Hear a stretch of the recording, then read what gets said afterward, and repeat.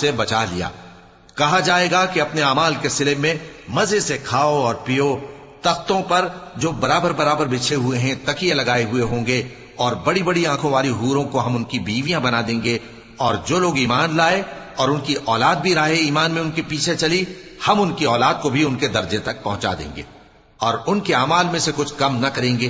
ہر شخص اپنے اعمال میں پھنسا ہوا ہے، اور جس طرح کے میوے اور گوشت کو ان کا جی چاہے گا ہم ان کو عطا کریں گے۔ وہاں وہ جام شراب کی چھینا جھپٹی کریں گے، جس کے پینے سے نہ کوئی لغو بات ہوگی اور نہ کوئی گناہ کا کام۔ اور نوجوان خدمتگار جو ایسے ہوں گے جیسے چھپائے ہوئے موتی، جو ان کے آس پاس پھریں گے اور ایک دوسرے کی طرف رخ کر کے آپس میں گفتگو کریں گے، کہیں گے کہ اس سے پہلے ہم اپنے گھر میں اللہ سے ڈرتے رہتے تھے، تو اللہ نے ہم پر احسان فرمایا اور دوزخ کی گرم ہوا کے عذاب سے ہمیں بچا لیا۔ اس سے پہلے ہم اسے پکارا کرتے تھے، بے شک وہ احسان کرنے والا ہے، مہربان۔